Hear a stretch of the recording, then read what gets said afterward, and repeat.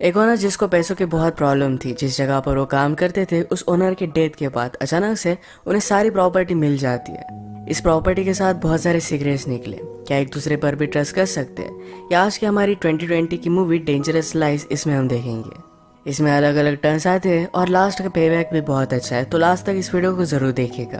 अब बिना किसी देरी के एक्सप्लेनेशन स्टार्ट करते हैं। मूवी स्टार्ट होती है और हम हमारी मेन कैरेक्टर जिसका नाम है केटी, इसे एक डाइनर में काम करता हुआ देख सकते हैं।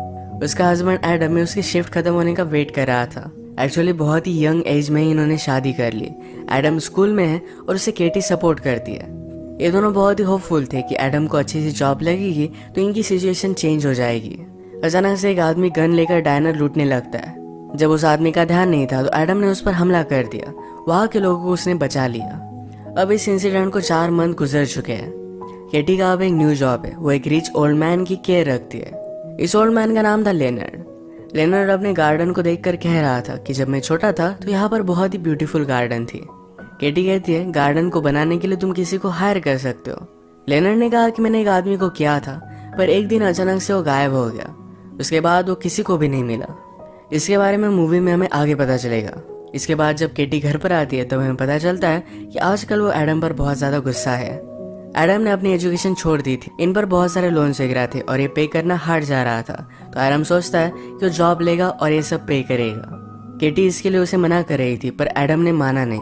वो कहती है, तुम कभी भी कोई भी बात सुनते नहीं हो। उस दिन डाइनर में उस आदमी पर हमला करने की कोई भी जरूरत नहीं थी। उसके पास गन थी, तुम मर सकते थे। केटी अपसेट होकर लेनर्ड के घर के बाहर जरा सोच रही थी, तो लेनर्ड को लगा कि घर में कोई है। वो डायरेक्टली गन लेकर बाहर आता है। केटी उसे पूछती कि तुम गन क्यों लेकर आए। उसने कहा कि हमेशा मुझे घर में किसी न किसी की तो आवाज आती है। केटी ने कहा कि घर में कोई भी नहीं है। आज रात उसके एडम के साथ जो फाइट हुई थी, इसके बारे में वो बात करते हैं। लेनर्ड ने कहा कि मुझे तुम्हें पैसों की हेल्प करने दो। केटी उसे मना करती है, कहती है एडम को जॉब की जरूरत है। फिर अगले दिन से गार्डन को मैनेज करने के लिए एडम को यहाँ पर जॉब मिल जाता है। एक दिन इनके घर पर एक रियल एस्टेट एजेंट आया जिसका नाम था मिकी। मिकी केटी से कहता है, मेरे क्लाइंट को ये घर बहुत ही पसंद आया है, तुम्हें जितना अमाउंट चाहिए उतना वो पे कर सकता है। केटी उसे कहती है, यहाँ के ओनर ये हाउस नहीं सेल करना चाहते, पर मिकी बहुत ही कंसिस्टेंट था। केटी को बहुत ही अजीब लगा। एडम भी वंडर करता है कि इस हाउस की कीमत क्या होगी। एडम फिर से इन दोनों की रिलेशनशिप को सुधारने का ट्राई कर रहा था और केटी को भी ट्राई पसंद आया। केटी को जिस एजेंसी के थ्रू जॉब मिला था, उसका ओनर ये लेनर्ड को मिलने के लिए आता है। उसे पूछ रहा था कि केटी किस तरीके से उसका ख्याल रखती है और लोगों का ख्याल रखते हुए उनका कोई फायदा ना उठाए, इसलिए हमेशा वो इंस्पेक्ट करते रहते हैं। आज लेनर्ड ने केटी को पे कर दिया। जब वे बाद में इस चेक को देखती है तो ये $7,000 का था। ये बहुत ज्यादा पैसे थे। ये दोनों फिगर आउट नहीं कर पाते कि ऐसा कैसे हुआ। फिर केटी को याद आता है कि उसने लेनर्ड से उनकी फाइनेंशियल सिचुएशन के बारे में बात की थी। वो कहती है, हमें फिर से वापस जाना पड़ेगा, हमें पैसे नहीं ले सकते। पर आज बहुत ही लेट हो चुका था, अगर उन्होंने बिल्स वगैरह पे नहीं किए तो उनकी बिजली कट जाएगी। तो एडम कहता है, आज हम इस चेक को डिपॉजिट कर देते हैं, बाकी पैसे वापस कर देंगे। अगले दिन केटी लेनर्ड के यहाँ जब काम पर आई तो उसकी डेथ हो चुकी थी। ये नेचुरल डेथ थी। केटी को बहुत बुरा लगता है। एडम उसके पास आया तो लेनर्ड के हाथ में एक चाबी थी। वो वंडर करता है कि चाबी किसकी है। उसने एक बॉक्स खोल कर देखा जिसमें लेनर्ड की बहुत सारी चीजें थी। इसमें वो लेनर्ड की गर्लफ्रेंड के फोटो देखता है। वो जब यंग थी तभी उसका एक्सीडेंट हो गया था, इसीलिए लेनर्ड ने कभी भी शादी नहीं की। इसी बॉक्स के नीचे उन्हें बहुत सारे पैसे मिले। अब ये दोनों डिस्कस करते कि इसका करना क्या पड़ेगा।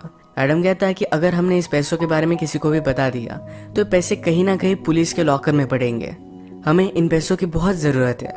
केटी भी इसके लिए एग्री करती है। इसके बाद पुलिस इन्वेस्टिगेशन हुई। डिटेक्टिव उनसे कुछ क्वेश्चन पूछकर यहाँ से चली जाती है। एडम और केटी ने डिसाइड किया था कि जब तक पुलिस इन्वेस्टिगेशन खत्म नहीं हो जाती तब तक सारा रूटीन वो सेम रखेंगे।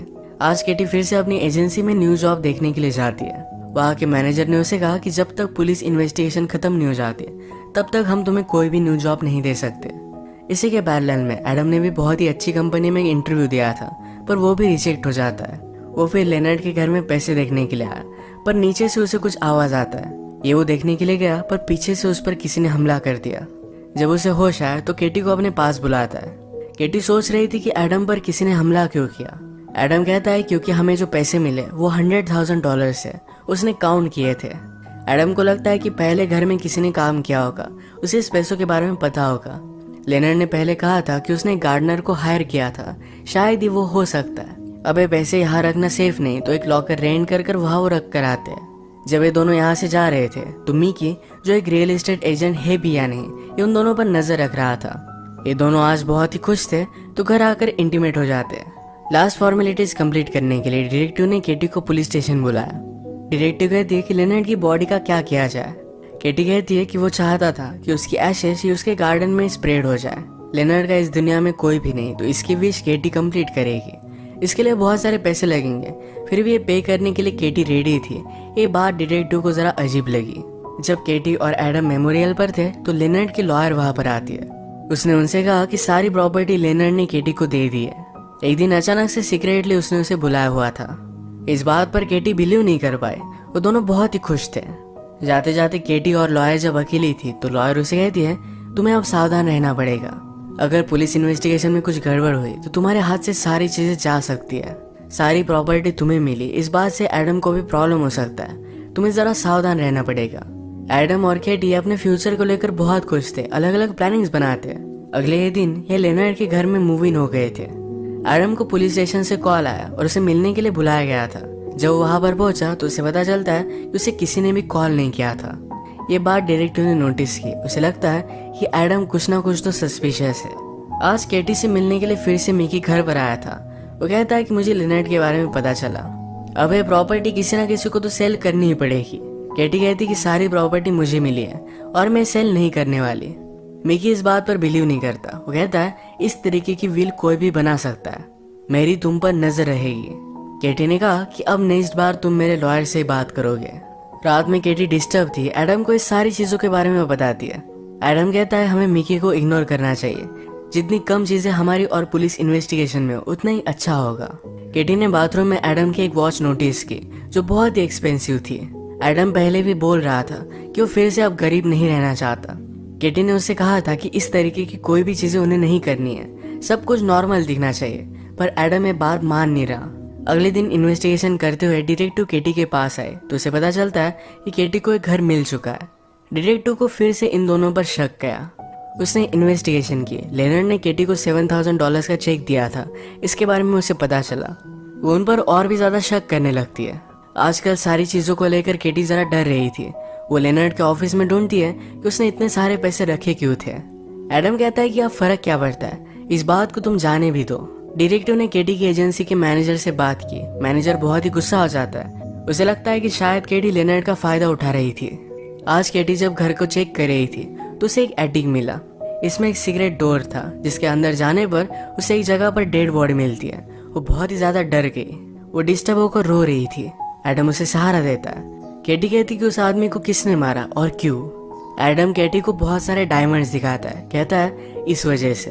एडम ने पहले उस डेड बॉडी को डिस्कवर किया था और डेड बॉडी के पास ये डायमंड पड़े हुए थे। केटी को लगता है कि जो गार्डनर यहाँ पर काम करता था शायद ये वही है। ये डायमंड देख ही रहे थे तभी अचानक से केटी की एजेंसी का मैनेजर वहां पर पहुंच जाता है। वो बहुत ही गुस्सा था पर केटी उसे घर में भी अंदर नहीं आने देती। केटी एडम से कह रही थी कि हमें इस डेड बॉडी के बारे में पुलिस को बता देना चाहिए।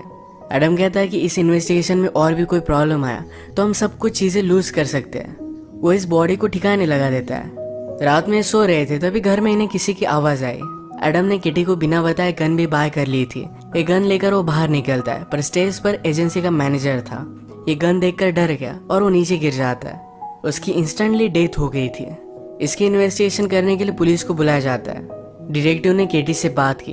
कह दिया यहाँ पर बहुत ही अजीब अजीब चीजें हो रही है और ये होना स्टार्ट हुआ जब यहाँ पर एडम काम करने लग गया। उससे पहले सब कुछ नॉर्मल था। मुझे पता है कि तुम इस सब में इन्वॉल्व नहीं हो पर तुम्हें एडम पर नजर रखनी चाहिए। एडम का सस्पिशियस बिहेवियर देखकर केटी भी उस पर शक करने लग गई थी। अगले दिन केटी फिर लॉयर के पास गई। वो सारी चीजें उसे बता देती है। लॉयर ने कहा कि अगर पुलिस को लगता है कि एडम ने ये सब किया होगा तो घर की तलाशी लेंगे। तुम्हें सारी चीजें बहुत ही सेफ रखनी पड़ेगी। केटी फिर लॉयर के साथ जहाँ पर लॉकर रखा हुआ था वहां पर जाकर चेक करती है तो लॉकर में कोई भी पैसे नहीं। लॉयर कहती कि एडम तुम्हें धोखा दे रहा है, वो जल्दी से यहाँ से भाग जाएगा। केटी घर पर आई तो एडम सारे पैसे लेकर पैकिंग कर रहा था। एडम उसे कहता है कि मुझे कई दिनों से लग रहा था कि मेरा कोई पीछा कर रहा है। मैंने उस रियल एस्टेट एजेंट के बारे में और भी जानकारी निकाली। उसने एक्चुअल में एक रॉबरी की थी। ये रॉबरी उसी डायमंड्स की थी। इस रॉबरी में उसका पार्टनर वो गार्डनर था पर उसे पुलिस ने शॉट किया था। उसे छुपने के लिए लेनर्ड के घर में बहुत ही अच्छी जगह थी, तो यही आकर वो छुप गया। मिकी बहुत ही डेंजरस है, वो इन्हें भी मार सकता है, तो ये दोनों मिलकर यहाँ से भाग रहे थे। अचानक से मिकी इनके घर में घुस आया। उसने केटी पर गन लगा दी। वो पूछता है कि डायमंड्स कहाँ है। एडम ने भी अपनी गन निकाल ली, कहता है कि उसे जाने दो। मिकी एडम को शूट कर देता है। एडम बहुत ज्यादा इंजर्ड हो चुका था। मिकी उसे देखने के लिए गया, पर एडम भी उसे शूट कर देता है। केटी उसके पास आई। एडम की हालत बहुत ही खराब थी, वो बहुत रोती है। उसके पास ही एडम की डेथ हो गई। उसे बहुत बुरा लगता है कि उसने एडम पर शक किया था। केटी को ढूंढते हुए लॉयर उसके पास आई। जो भी हुआ ये सब बातें केटी लॉयर को बताती है। लॉयर कहती है कि मिकी बहुत ही स्टूपिड था, उसे छोटा सा काम भी करना नहीं आया। वो बातों बातों में डायमंड्स की वर्थ बता देती है, जो $3 मिलियन थी। केटी को इस बात पर शक आया, तो लॉयर ने भी सब कुछ बातें बता दी। उसने कहा कि मैं मिकी को रिप्रेजेंट कर रही थी। वो अपनी सिचुएशन से तंग आ गई थी, तो इसी वजह से मिकी को रॉबरी में उसने हेल्प की थी। अब वो केटी पर गन लगाती, कहती कि डायमंड्स कहाँ है। वो उसे मारने वाली थी, तभी डिटेक्टिव वहां पर पहुंचकर लॉयर को मार देती है। केटी ने ऑलरेडी डिटेक्टिव को कॉल लगा दिया था। और इसके बाद 4 मंथ्स गुजर चुके हैं। हम देखते हैं कि केटी प्रेग्नेंट थी। उसके पास डिटेक्टिव आई। डिटेक्टिव उसे बेबी के लिए कॉन्ग्रेचुलेट करती है। केटी ने कहा कि अब भी मुझे डायमंड्स के बारे में कुछ भी पता नहीं, एडम ने ही उन्हें सेफ रखे थे। इसके बाद डिटेक्टिव यहाँ से चलेगी। हम केटी को लेनर्ड की गार्डन को मेंटेन करता देखते हैं। यहाँ पेड़ के नीचे कुछ पानी गिरा और यहीं पर हम डायमंड को देख सकते हैं। ये डायमंड अब केटी को मिल चुके थे। पुलिस केस भी खत्म हो चुकी है, अब उसे कोई भी प्रॉब्लम नहीं आएगा। इसी के साथ इस मूवी का एंड हो जाता है। अगर आपको वीडियो अच्छा लगा तो प्लीज इसे लाइक और कमेंट जरूर कर दीजिएगा। मैं बहुत सारी मूवीज लेकर आता रहता हूँ, तो प्लीज इस चैनल को सब्सक्राइब कर दीजिए और बेल नोटिफिकेशन आइकन दबाना मत भूलिएगा। हम फिर से मिलेंगे और एक नई मूवी के साथ। तब तक के लिए थैंक यू और आप अपने आप का ख्याल रखिए।